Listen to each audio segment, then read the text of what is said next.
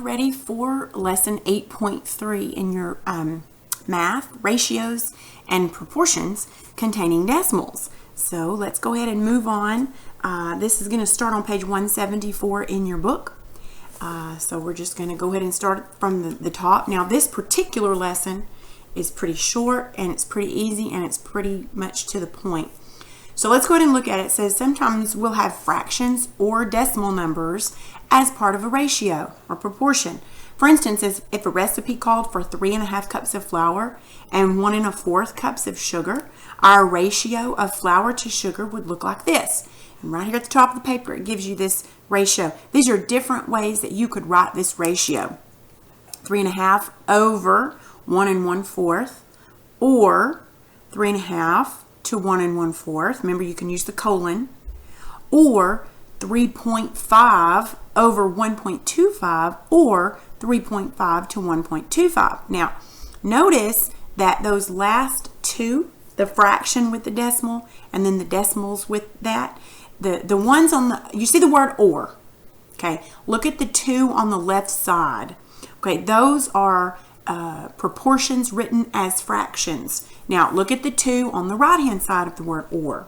Okay, those are the same proportion, they've just changed the fraction into a decimal and they've written it that way, because remember, you can divide, because division just means fraction means just to divide.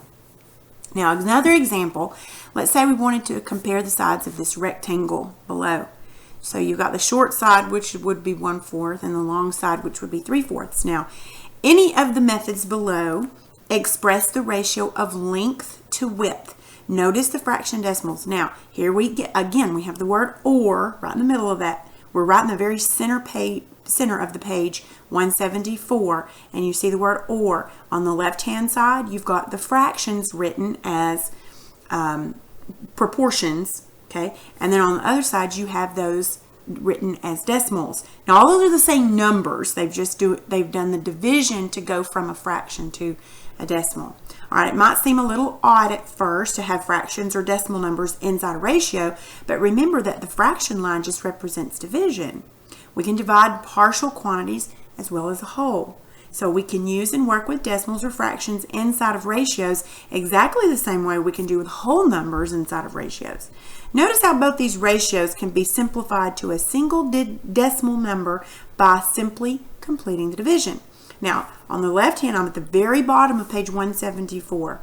Okay, you have on the left-hand side of this line solving as decimals, and then on the right side solving as fractions. So let's look at the solving as decimals. Okay, if you have 3.5 over 1.25, that's the same as 3.5 divided by 1.25, and that equals 2.8. Now, I'm just going to show you right here on the board just so you can remember. If you remember this and you don't want to do it, that's fine. Just, you can erase this, or you can fast forward, I mean. Okay, this would be 3.5, and then it would be, I'm sorry, I'm doing it backwards. And besides that, let me change this. Okay, so it would be the same as, okay, so 3.5 divided by 1.25. Now remember, that's what that ratio means, at 3.5 over 1.25.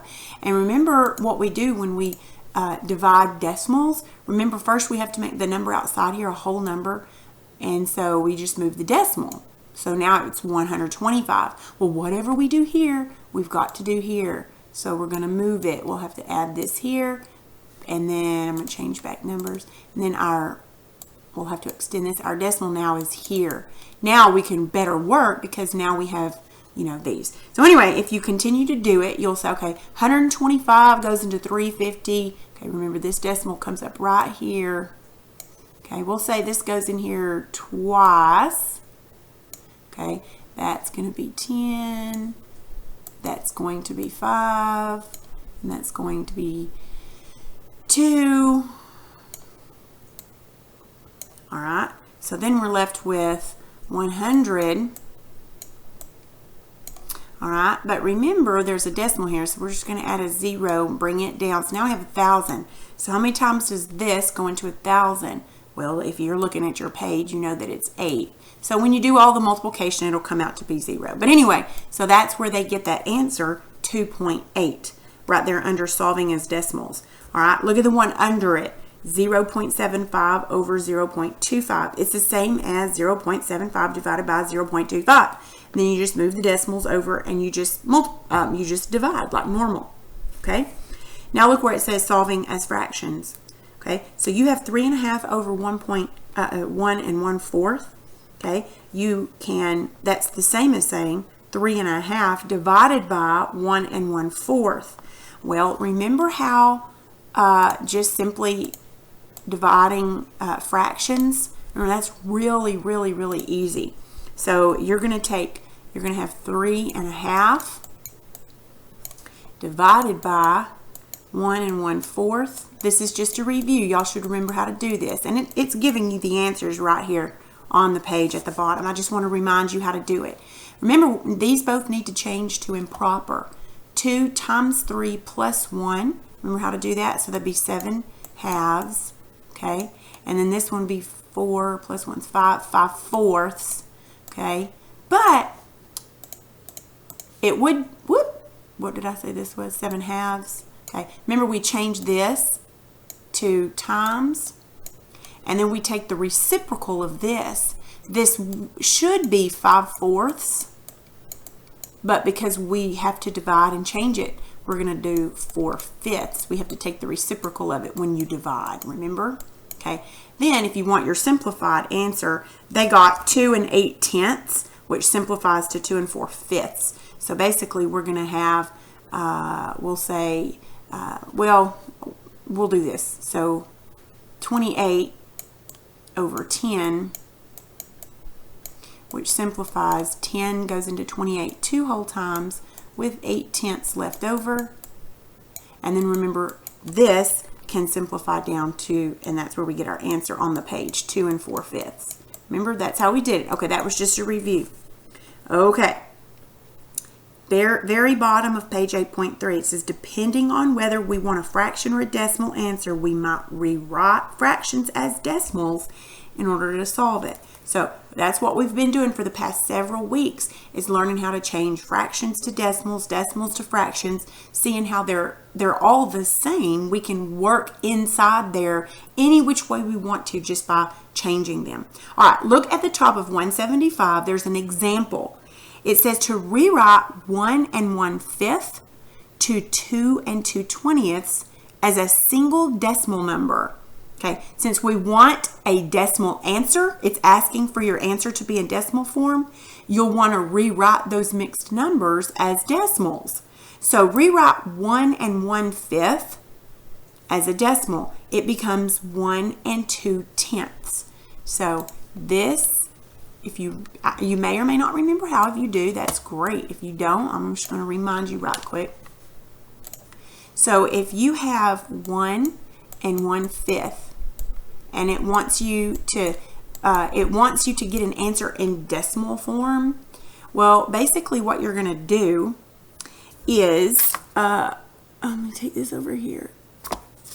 Remember how you can change, if your bottom number can be changed into a multiple of 10, it makes it really easy.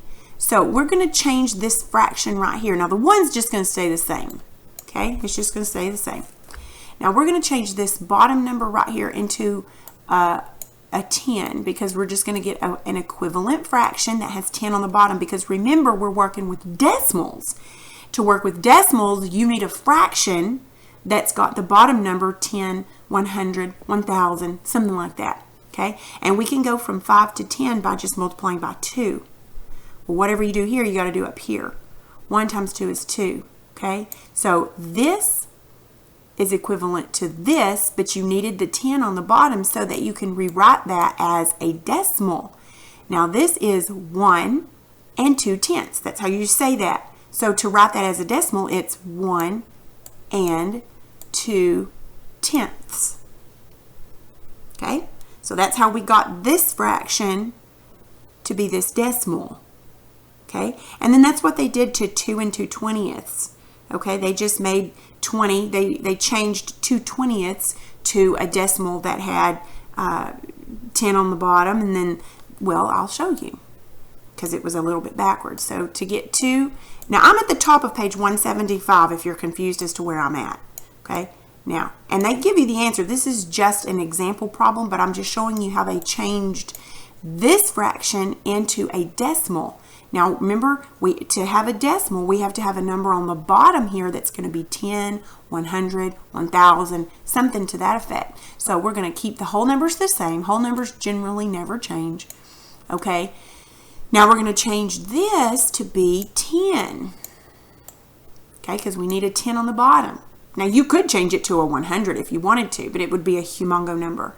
So we're going to say, well, it wouldn't be too huge, but it would be easier to have 10. So to get from 20 to 10, you have to divide 20 divided by 2. Okay, so up here, you say 2 divided by 2 would be 1. So that's how we get that. So it'd be 2 and 1/10. Okay, that's how they got that. Then it says, I'm back on the page where it says rewrite the mixed numbers as decimals. We did that. Then you solve it. It's just 1.2 divided by 2.1. Okay, and then you come up to get your answer, 0.571. Remember, you have to go 3 places to the right of the decimal in order to have that third place to round. So your answer, rounded to the nearest hundredth, there would be 0.57. Okay, that is rewriting a fraction proportion as an answer with a decimal. Okay, you just have to rename those. All right, now let's look with proportions with decimals or fractions. Okay, now proportions containing ratios made up of decimals or fractions can be solved the same way any other proportion solved. For example, if a recipe calls for 2.5 cups of chocolate chips per 24 cookies, we want to make 72 cookies. How many chocolate chips would we put in? Well, we need to write this as a proportion. So the proportion part that we know is 2.5 or 2.5 over 24. So we know that if you are going to make just regular 24 cookies, what the recipe calls for, you're going to use 2.5 cups of chocolate chips. So they changed the 2.5 to a decimal, so that's where they got 2.5. Put that over 24. So 2.5 to 24. But you want to make 72 cookies. So you're going to put 72 on the bottom. Now we have to figure out what goes on the top. Well, what do you have to multiply 24 by to get 72? Well, it shows you right here in this example, you have to multiply it by 3.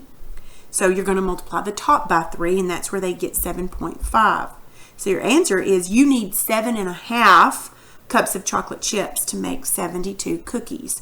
That's a proportion. Remember, proportion is a ratio, but the numbers are equivalent, and you just have to find what's missing. All right, look at the gray box. Notice how in the last example we did the math using decimals and then converted back to fractions. You can freely move between notations to make solving problems easier. Sometimes it's easier to look as fractions. Sometimes it's easier to make those into decimals. Just depends. Okay? All right, let's look at your page. This is going to be worksheet 8.3 in your book. It's going to be front and back. It's easy. The back, you'll get to use your calculator, and the very bottom of the front page as well. Okay, so on number 1, A and B, says dividing ratios. Divide these ratios to give a single quotient.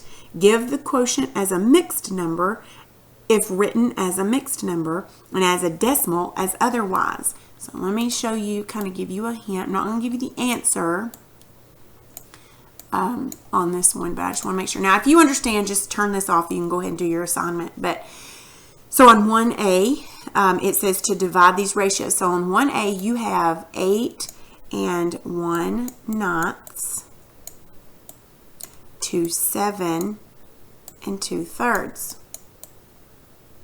It says it wants you to divide these ratios to get a quotient.